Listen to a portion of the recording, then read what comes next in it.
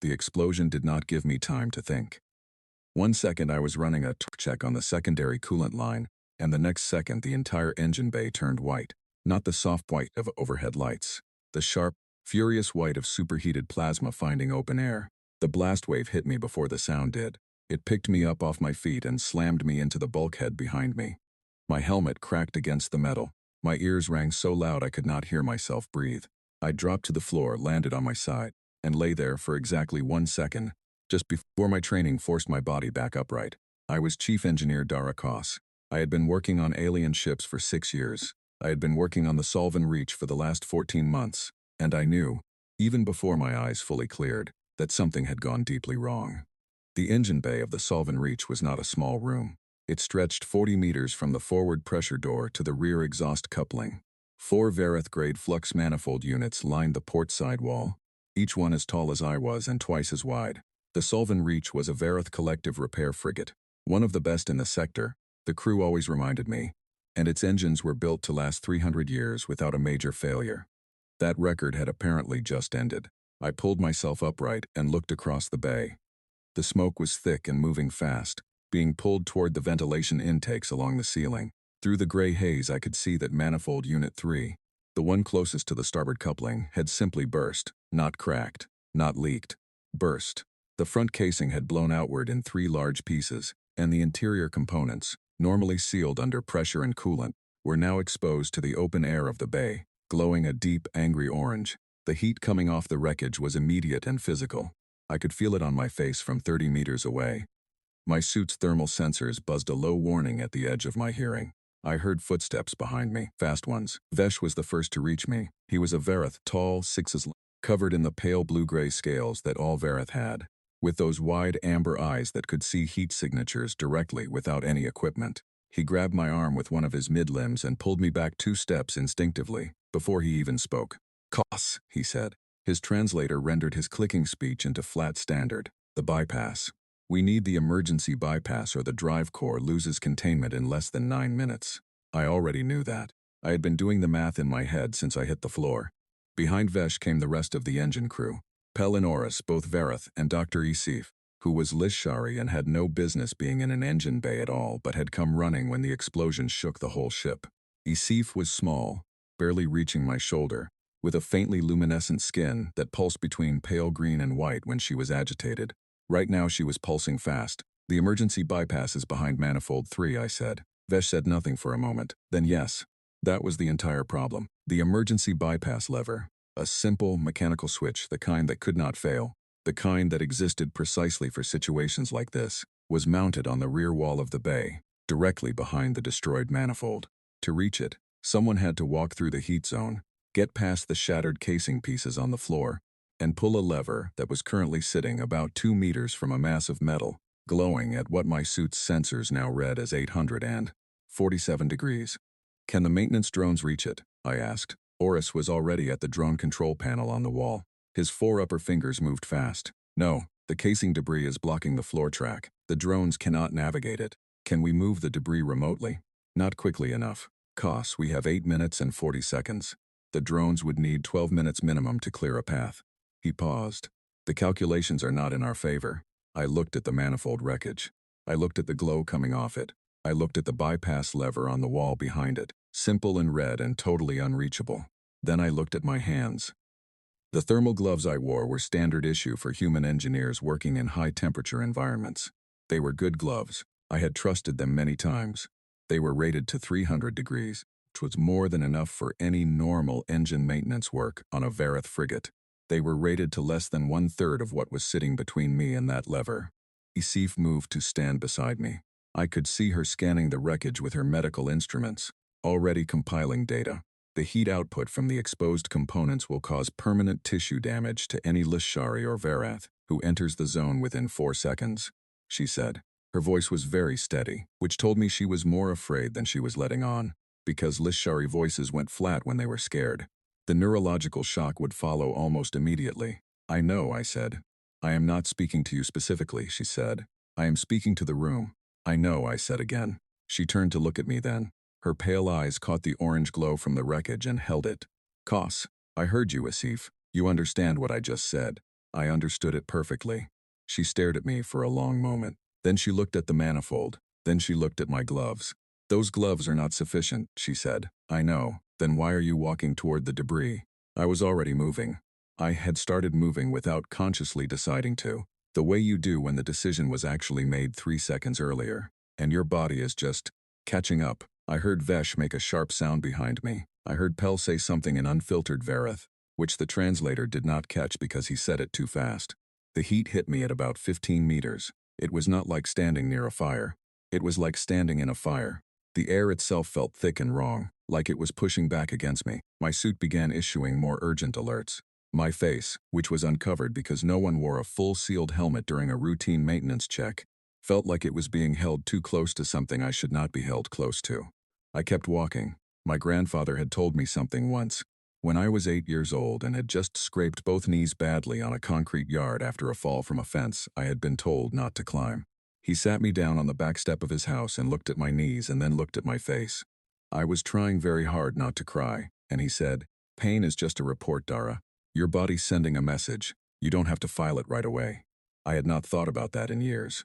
It came back to me clearly now, standing at 10 meters from the glowing wreck, the heat sensors on my suit screaming. I kept walking. Behind me I heard Dr. Asif begin to make a sound I had never heard from her before. A rising harmonic, layered tone that did not have a clean word in standard. The translator rendered it simply as distress vocalization. I knew, from 14 months of serving alongside Lashari crew members, that this sound was what they made when they were witnessing something they believed was about to become a medical emergency. I heard Vesh move sharply, his footsteps loud on the metal floor, and then I heard Pell grab him and say, something fast and low. I did not look back. The first piece of manifold casing was on the floor 3 meters ahead of me. It was roughly the size of a large table, curved, and it was glowing faintly at the edges. The main piece I needed to move was still partially connected to the manifold housing. A solid chunk of reactor-grade alloy about 60 centimeters, across maybe 30 centimeters thick, lying across the access path to the bypass lever like it had been placed there specifically to ruin my day. My suit's sensors told me its surface temperature was 847 degrees. My gloves were rated to 300. I stopped in front of it. I breathed in through my nose, slow and even. I thought about the bypass lever on the wall behind it. I thought about 8 minutes and 30 seconds. I thought about the 41 crew members aboard the Solven Reach, who were, right now, being told by the ship's AI to report to emergency stations, and probably had no idea what was happening or why the engines had gone silent. I thought about my grandfather on the back step. I reached down and picked it up. The heat came through the gloves in under 2 seconds. Not warmth, not discomfort. Something well past both of those things. Something that went straight from sensation to a deep, raw alarm that ran all the way up my arms and planted itself in my chest. My hands told me very clearly and immediately that this was wrong and I should stop. I did not stop.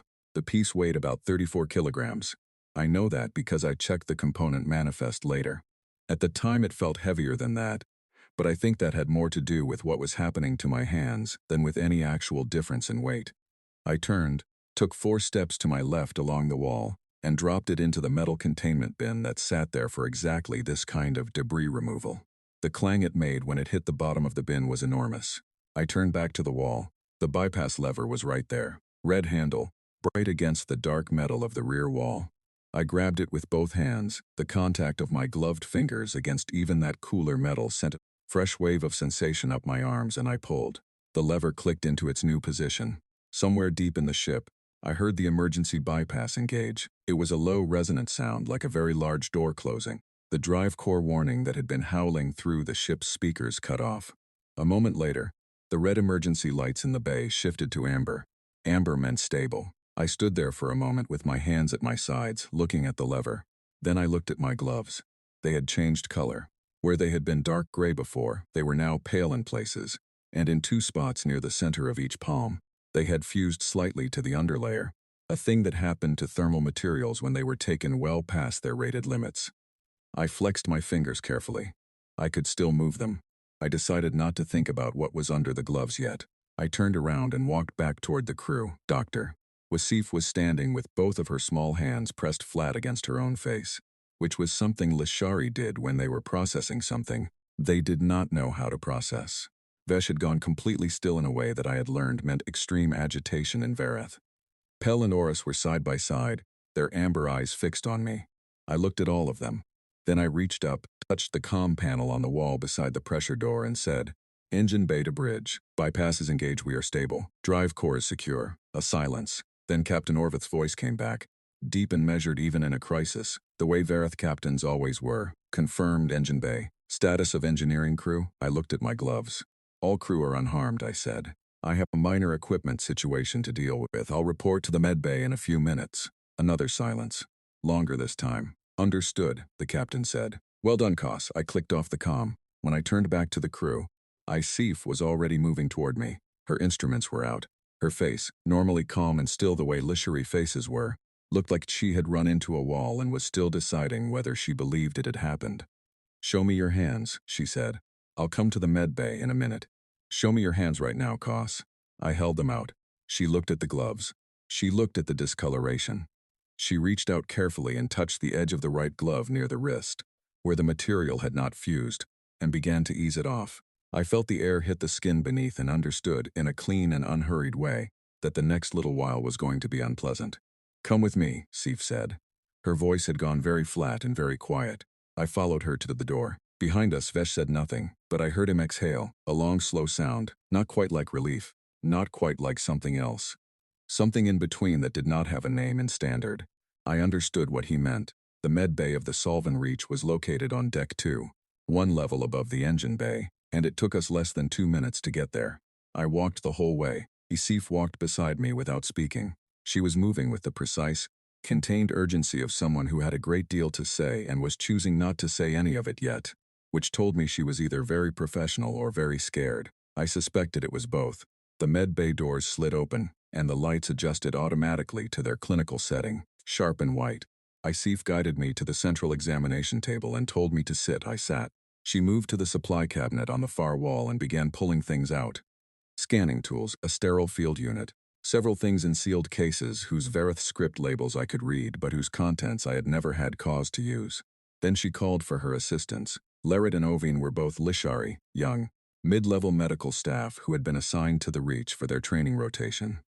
They came in quickly, ready for whatever was needed, and then they saw my hands and both of them stopped, not slowed down, stopped, completely. Isif said something sharp to them in Lishari that the translator rendered only partially. It caught the words "move" and "now" and the rest came. Through as a blur of harmonics, they got moving. Removing the gloves was a process. Sif did it slowly and carefully, working from the wrist down, using a small instrument to separate the fused material from the skin where they had bonded together. I sat still and let her work and looked at the wall and practiced breathing steadily. When both gloves were off, all three of them, Isif and her two assistants, looked at my palms. Lyrit made a sound. It was involuntary and high and short, and she immediately pressed her hand over her mouth. Ovine turned away for a moment and then turned back, clearly forcing himself to do so. Isif did not make a sound, but she held the scanner over my palms and I watched her read the results and I watched her face go through several things that Lishari faces were not supposed to do in a professional setting. "Third degree," she said finally. Her voice was almost completely flat. 70% coverage across both palms. Significant depth on the central regions. "That sounds about right," I said. She looked up from her scanner and looked at me directly. "You are conscious." "Yes." "You are responding to questions coherently." "You seem surprised." "I am not surprised, I am." She stopped. She looked at her scanner again, as though it might have changed. "In any Lishari, this level of tissue damage causes neurological shutdown within approximately 90 seconds of exposure. Involuntary. Complete. The nervous system stops processing non-critical input and the body focuses all resources on." "I'm not Lishari," I said. "I am aware of that. What I am telling you is that the readings I am getting from your nerve pathways are not readings that should belong to a conscious individual. Your pain signal output is." She paused. She checked the scanner a third time. "It is extraordinary. I can feel it," I said. "If that's what you're asking, it's quite strong. Then how are you sitting there talking to me?" I thought about how to answer that. It was not a simple question, actually, even though it sounded like one. "Because there's still things to do," I said. She looked at me for a long moment. Then she looked at Lyrit, who was still pale, and Ovine, who had gotten his expression under control but only barely. Then she set down her scanner, picked up the sterile field unit, and began to work. She did not speak for a while. I listened to the hum of the ship's systems, the recycled air moving through the vents, the distant sound of the repair crew beginning the work on the destroyed manifold that I would need to supervise later. The ship felt steady under me. The bypass had held. The drive core was secure. That was the thing that mattered. "I need to ask you something," Asif said, not looking up from her work. "Go ahead. When you picked up that component." She paused, still not looking up. "You knew what would happen to your hands." "I knew the gloves would not be sufficient, yes. And you did it anyway." The bypass needed to reach the lever. There was no other option? There was no other option in the time we had, no. She was quiet again for a moment. Then, costs. "In 14 months, I have seen you get a minor cut on your forearm from a sharp edge in the relay room. I treated it. You were not bothered by it. Cuts happen. I have seen you work 18 straight hours during the drive calibration last March. You ate a meal at your station and kept working. The calibration window was narrow. I have seen you carry components that our lifting records indicate should require 2 Verith to manage." I said nothing. "I thought these were simply habits," she said. "Patterns of a human engineer. Did not think they indicated something structural." She finally looked up. Her pale eyes were very serious. "What are humans exactly?" It was, I realized, a genuine question, not rhetorical, not an expression of frustration. A real medical and scientific question from a doctor who was looking at data she had never been trained to understand. "We are very old," I said. "In terms of what shaped us, we come from a planet that spent a very long time trying to kill us. All species come from such environments. Yes, but ours kept at it for an unusually long time, and we are unusually bad at dying from it." I watched her continue to work on my left palm.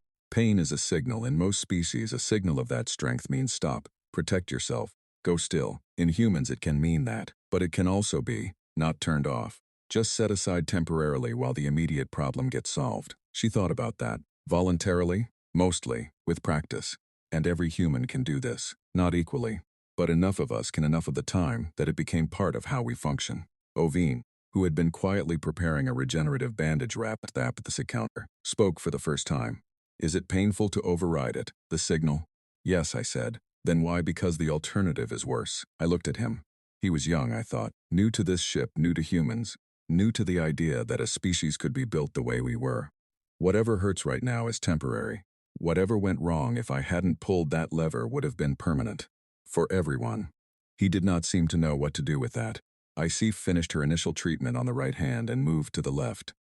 The sterile field hummed around my palms, doing its work. I could feel the edge of it.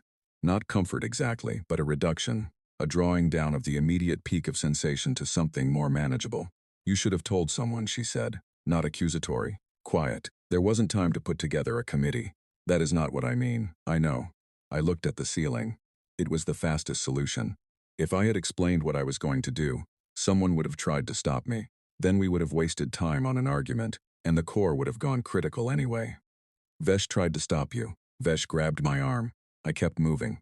"That's not the same as stopping." She made a small sound that was not quite a laugh and not quite anything else. "No, I suppose it is not." The door opened. I knew from the sound of the footsteps, six-limbed, precise, unhurried even when moving quickly, that it was Captain Orvith before he appeared in the doorway.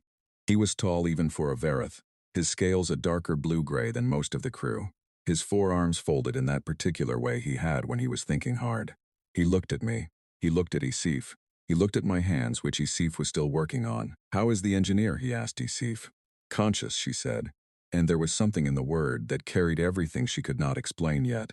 Orvith walked into the bay slowly and took up a position near the examination table, where he could see me without blocking Asif. He looked at me for a long moment.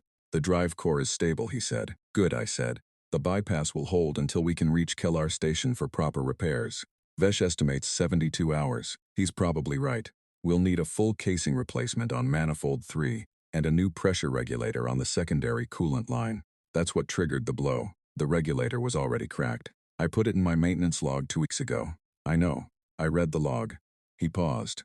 "I should have prioritized the repair order. The schedule was what it was, Captain. No use in working backward." He was quiet for a moment. Then he said, "Isif, in your medical assessment, what did he expose himself to?" Isif answered without looking up from my left palm. "Surface temperature of the component, 847 degrees. His protective equipment was rated to 300. Contact duration was approximately 4 to 5 seconds. Both hands, central grip." Orvith processed this. And his condition? Third-degree burns. 70% palm coverage. He will recover fully with treatment. The regenerative protocol I am using now is..." She paused. "Standard treatment. He should have full function restored within 3 to 4 weeks. And his condition beyond the physical." Another pause. He sat down, answered questions, gave a coherent system status report, and told me about his grandfather. Orvith looked at me. "Your grandfather. He had good advice," I said. The captain unfolded 2 of his arms and refolded them, which was a Vareth gesture I associated with someone deciding how to say something they had not prepared for. "When you joined this crew," he said, "you completed the standard intake medical evaluation. I reviewed your file this morning after the event. In the section that records pain response threshold, the collective's medical team left the field blank." He paused. "They wrote data unavailable. That sounds like something that would happen. I read it as an administrative error. I should have investigated further." "To be fair," I said, "I am not sure investigating further would have fully prepared you for today." Orvith looked at me for what felt like a very long time. Long enough that Sif glanced up once, then went back to her work. "Koss," he said finally, "I need to understand something. What you did today, picking up that component, would any human engineer have done the same thing?" I thought about it. Genuinely thought about it, because it deserved a real answer and not a modest one or a proud one. "Not all of us," I said. "Some people freeze. Some people's pain response is stronger than others, or their training didn't go the same direction mine did, but many of us, yes. Enough of us that if you put 20 human engineers in that bay with that problem and that amount of time, so I think most of them would have come to the same conclusion I did. Even knowing the cost to themselves, even knowing." He was quiet again. Outside in the corridor I could hear 2 crew members passing, speaking in Vareth, not knowing the captain was in the med bay, their voices normal and unhurried. "We have been recruiting humans as engineers and technicians for 11 years, Orvith said. "I commanded a ship with a human navigation officer 8 years ago. Before you, this ship had a human cargo specialist for 2 years." He paused. "I do not think we understood what we were hiring." It was an honest statement. Not an insult and not a compliment, just a recognition of a gap. "Most humans don't think about it as a capability," I said. "It's just how we are. We don't walk around thinking about our own pain tolerance any more than you think about your heat vision. We do not use our heat vision to walk through fires." "Fair point." Sif finished with the left hand and set down her tools. She applied the final layer of the bandage wrap to both palms. A thin, semi-rigid material that would hold the regenerative treatment in place and protect the skin while it rebuilt.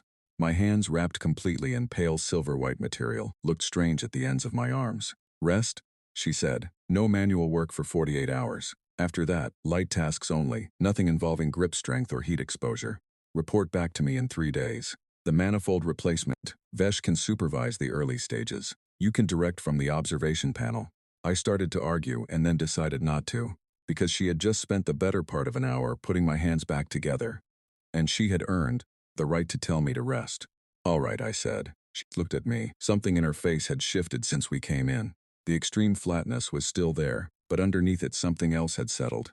Not quite ease, but something adjacent to it.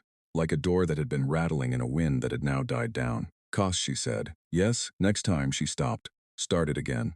"If there is a next time, there won't be a next time with that specific regulator. I'll have it on the priority list before we even dock." She looked at me steadily. "That is not what I was going to say." "I know." I looked at my wrapped hands. "But it's the answer you can actually do something with." She was quiet for a moment. Then she nodded slowly, once. Orvith remained in the doorway as I stood from the examination table. Standing felt slightly odd. The relief of sitting down had made itself known, to me only now that I was giving it up. I stood anyway, straightened up, and looked at the captain. "I'll write up a full incident report," I said. "Cause, timeline, corrective action. I'll have it to you by morning." "You will write it one-handed," he said. "I'll dictate it to the ship's log." Same result. Something shifted in his expression. Not a smile exactly. Vareth faces did not produce human smiles, but something in the arrangement of his features that suggested he was recalibrating something internally. "Rest first," he said. "The report can wait until tomorrow." I nodded and walked to the door. Behind me I heard Lyrit say something very quietly to Ovine and Lishari. My translator caught only part of it. What it rendered was, "He just walked out of there." Ovine said something back that the translator rendered simply as, "I know." I walked down the corridor toward my quarters. The ship hummed steadily around me. The amber lights had been replaced by the normal white. Somewhere 3 decks up, I could faintly hear the repair crew starting to prep the manifold bay for the replacement work that would keep us all busy. For the next 3 days, my hands hurt. I thought about filing that report. I went to my bunk instead, lay down on top of the covers, and stared at the ceiling for a while. My grandfather had also told me, on a different occasion, sleep is not weakness, Dara. It is logistics. Your body is a machine. Machines need maintenance. He was a practical man. I closed my eyes. 6 weeks later, when my hands were healed, mostly, the skin at the center of my left palm was a slightly different texture than the rest. A smooth raised oval about the size of a coin, and I suspected it would stay that way. I was standing at the parts manifest station in the newly repaired engine bay, running a receiving check on the replacement components that had come up from Keller Station's supply depot. The new manifold unit was already installed. Pell and Oris had done the physical installation themselves under my direction from the observation panel, exactly as Asif had prescribed, and they had done it well. The bay looked clean, the coolant lines were new. The secondary pressure regulator, which I had immediately moved to the top of the repair priority list, exactly as I had told Asif I would, had been replaced within the first 6 hours at Keller Station. The solvent reach was whole again. I was checking off the last items on the manifest when I heard the bay door open behind me. I turned, expecting Vesh or one of the maintenance crew. It was Dr. Isif. She was not carrying medical instruments, which meant this was not an official visit. She was carrying a data tablet, and she held it with both hands, pressed flat against it in a way that I had come to recognize as her version of being careful with something. Your 3-week follow-up, she said. You could have sent me a message. I came in person. She stopped a few meters away and looked at my hands. I was not wearing gloves. The scar on my left palm was visible, the smooth, slightly raised patch, pale against my skin. May I? I held out my left hand. She took it gently and looked at the palm for a moment with her scanner. Then without it, just looking. Full function restored, she said. Grip strength is 94% of baseline. The scar tissue is stable. The other 6% will likely return over the next few months. Or it may not. The scar tissue distribution is unusual, but it should not affect your work. She let go of my hand. She looked at the tablet she was carrying. Then she looked at me. I want to show you something, she said. She turned the tablet around so I could see the screen. It was a data file, dense, a lot of technical notation, the kind of file that medical researchers produced when they were building a formal case study. The subject line read, Human Thermal Pain Response and Function Retention, Case Documentation, Solve and Reach, Engineer DCOS. You wrote a paper about me, I said. I documented a medical event, she said. There is a difference, is there? She almost smiled. Lishari did not smile exactly. Their mouths did not work the same way. But there was something around her eyes when she was amused that I had learned to read. The documentation has been submitted to the Collective Medical Exchange, she said. It is generating interest. What kind of interest? The kind of interest that comes when something does not fit existing models. She pulled the tablet back and looked at it herself. The collective has 37 species in full membership. We have comparative pain response data on all of them. We have partial data on 14 associate species. She paused. Human data was listed as incomplete in our system. After this, it will no longer be listed as incomplete. Good. The data suggests, and I want to be precise with this, Cos, that human functional capacity under extreme physical stress is significantly outside the range we had projected for a species with your nervous system architecture. You're saying we surprised you. I am saying your species consistently surprises us, and we had not yet noticed the pattern. She looked up from the tablet. I reviewed the intake files for every human crew member across 14 collective ships in this sector. 3 incidents in the past 2 years that were marked as behavioral anomalies. Humans doing things that the reporting officers described as illogical or reckless or incomprehensible. When I read them now, they make sense, I said. They make a particular kind of sense, yes. She set the tablet down on the parts counter beside me. A cargo handler on the Verith transport Osik who kept working a full shift after loading accident damaged 2 fingers on one hand. The fingers were splinted by the ship's medic, and she went back to work. The report described her as displaying abnormal behavior. She was probably behind on the manifest. A navigation officer on the Okun Explorer Yethris, who corrected a course error manually during a sensor blackout by holding himself in position against a vibrating console for 11 minutes. The console vibration was rated to cause motor dysfunction in Okun after 90 seconds. He held for 11 minutes. The report called it inexplicable. It was probably a tight window. She looked at me steadily. A maintenance technician on the Lishari research vessel Sove, who entered a damaged hull section to seal a breach by hand, in the cold, with a torn environment suit, because the automated sealers had been knocked offline. She sealed it. She came back with mild frostbite and filed a report describing the repair. I said nothing. She filed a report describing the repair, Asif said. The breach, the cold, the suit damage, those were in a section. I looked at the new manifold unit on the wall. Clean, sealed. Normal, we think of those things as secondary, I said. The job is the primary thing. Everything else is secondary to the job getting done. That is a remarkable way to organize a nervous system. It's the only way I've ever known. She picked up the tablet again and turned it over in her hands. The paper I submitted is a single case study, but the exchange has already sent me 3 responses from medical researchers at other collective institutions. They want to collaborate. They want access to data on human volunteers. She paused. They want to understand how you work. How we work, I said. Yes. I thought about that for a moment. About labs and researchers and data files. About 37 species in the collective, trying to build a model for something they had been looking at for 11 years without really seeing. Tell them, I said, that it starts in childhood. She tilted her head slightly. Explain. We learn it young. Falls, scrapes, cold water, hot food. The 1,000 small things that hurt and do not stop you. We learn from the time we are small that pain is information, not a verdict. It tells you something went wrong. It does not tell you to stop being alive. I looked at my left hand, at the scar. By the time we are adults, most of us have enough of those experiences that we know, not instinctively, but practically, that we can keep going through it. That it ends. That the world on the other side of it is still there waiting. Isif listened to all of this without interrupting. Then she said, and if it does not end, if the damage is permanent, then the world is still there waiting, I said, and you work with what you have. She was quiet for a long time after that. Eventually she said, I am going to need a quote for the paper. You can use whatever you want from this conversation. Thank you. She gathered the tablet. How are the new components? Good. Everything is within spec. I'll run a full diagnostic cycle before we leave Keller Station, and you will not be picking up any more engine components with your bare hands. The regulator is new. We'll be fine. That is not the assurance I asked for. I looked at her. Isif, if something goes wrong that requires me to pick up a component with my bare hands, I am going to pick up the component with my bare hands. She looked at me for a long, level moment. I know, she said. That is why I am going to request that this ship be upgraded to thermal-rated full-grip gauntlets rated to 1,000 degrees. The collective standard engineering supply does not include them, but they exist. They are made for Okun volcanic survey teams.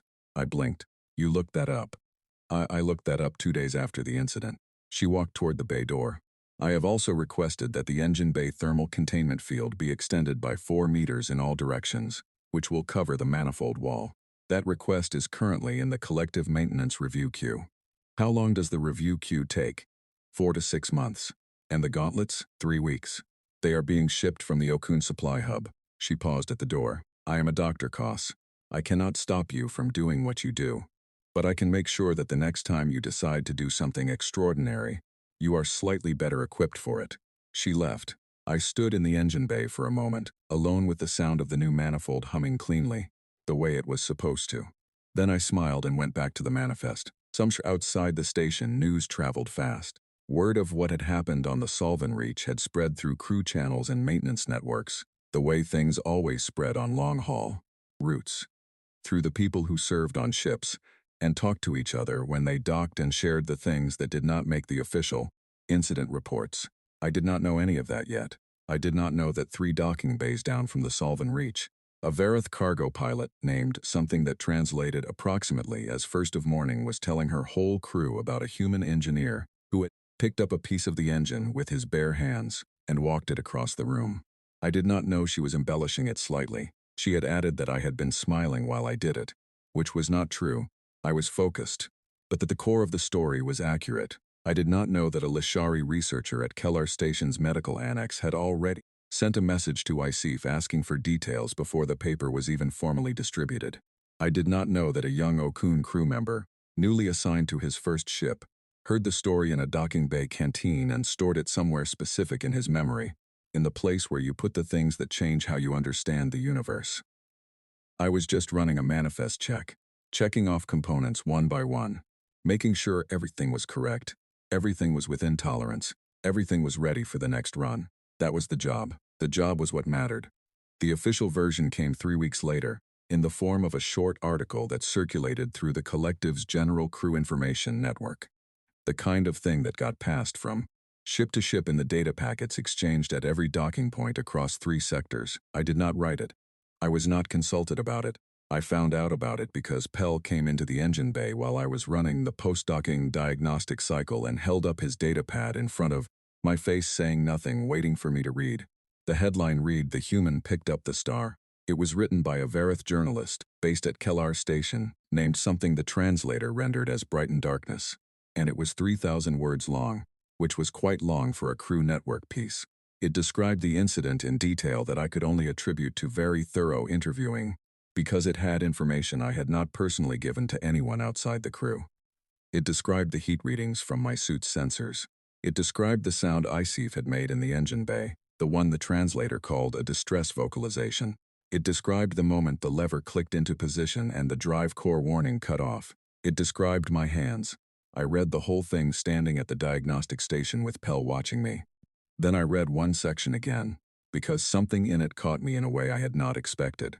The journalist had interviewed Captain Orvith. Brief quotes, formal, the way Orvith always spoke. But near the end there was one line from the interview that the journalist had chosen to put in the final paragraph.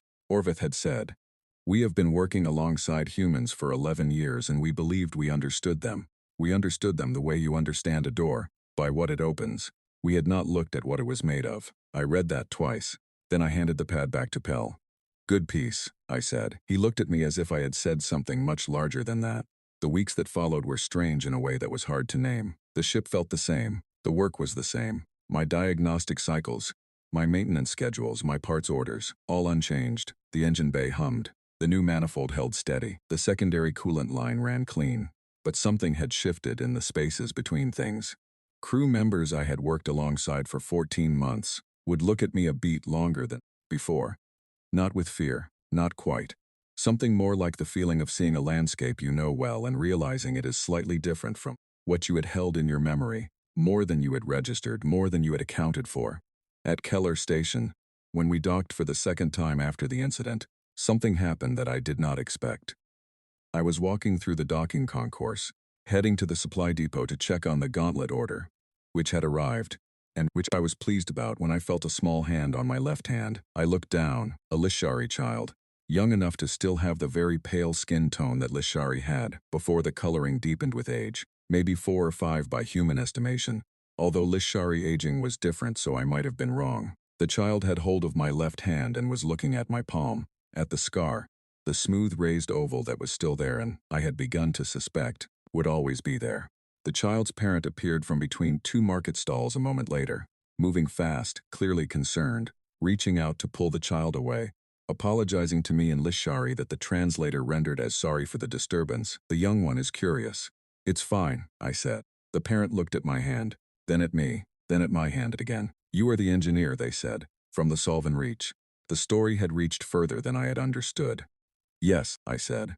The parent looked at me for a moment with an expression I did not quite have a word for, then gently guided the child away, speaking quietly to them. The child looked back at me once over their parent's shoulder. I stood in the concourse for a moment, then I kept walking to the supply depot. The gauntlets were excellent, for the record.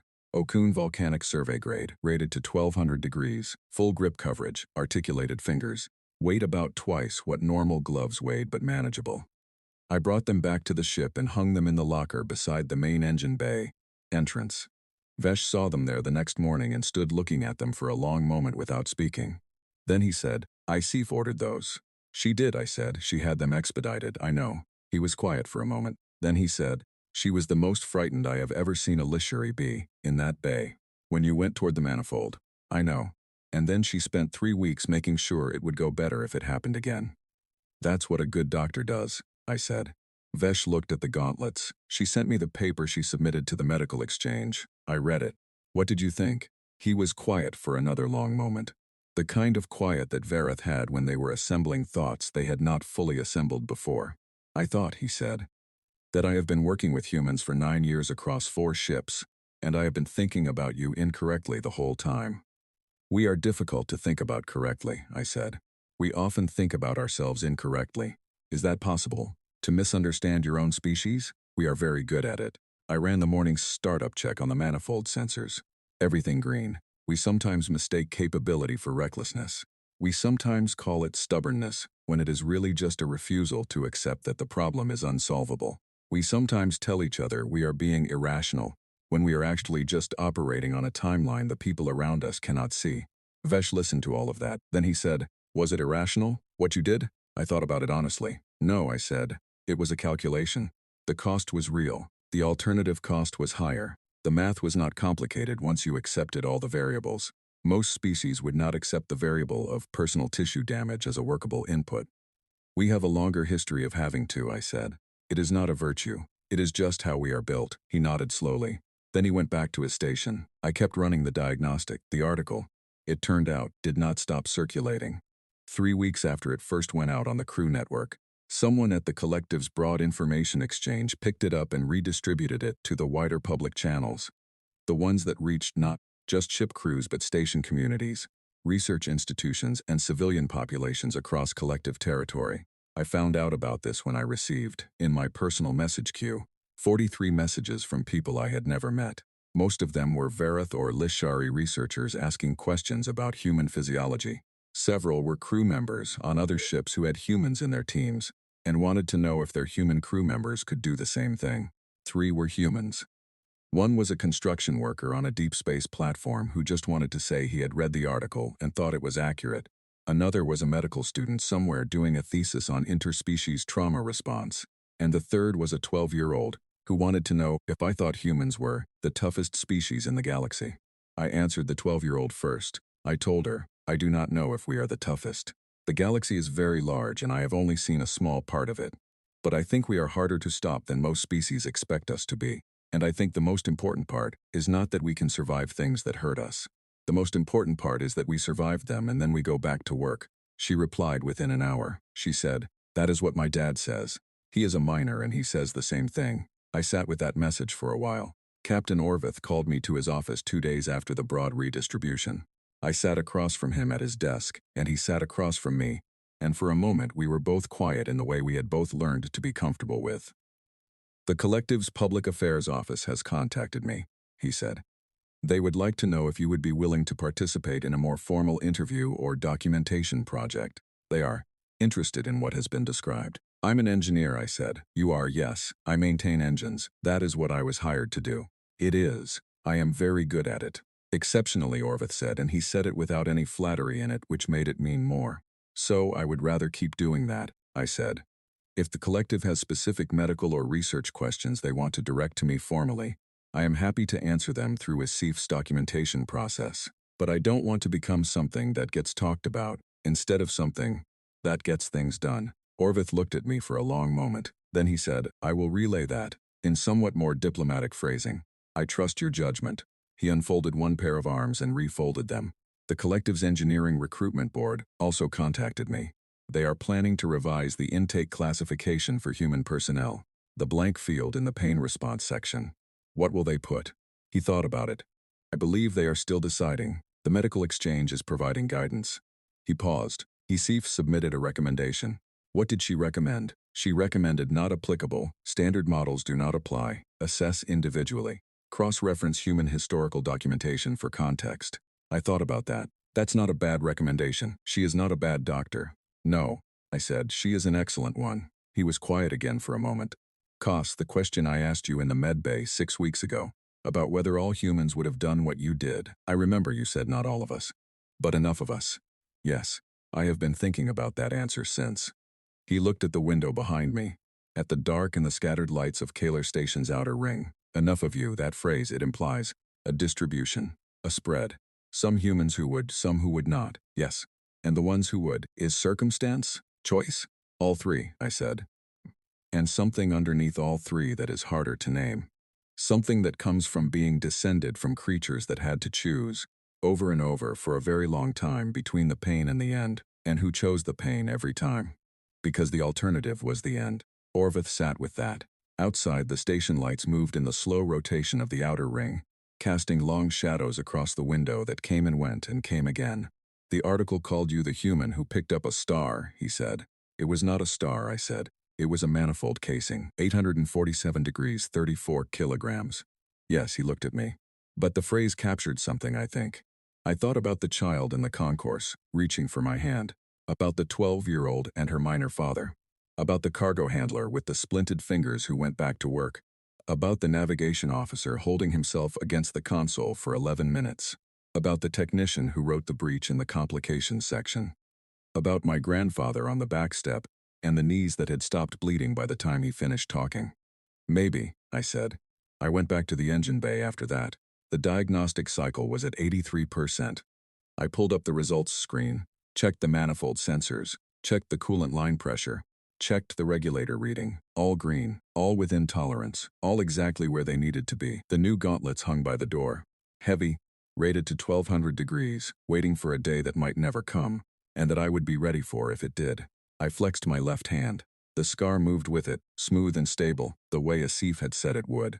I thought about the story that was still moving through the data networks of a dozen stations, reaching crew quarters and research labs and the personal devices of people I would never meet.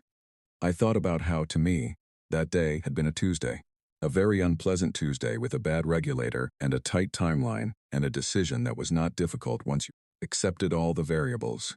And I thought about how somewhere out there, right now, 100 other human engineers and cargo handlers and navigation officers and technicians were going about their days on alien ships and human ships, and stations and platforms, doing their work, taking the falls and the scrapes and the cold and the heat and the long hours, filing the pain in the secondary section under complications and getting back to the job, and not one of them was thinking of themselves as remarkable.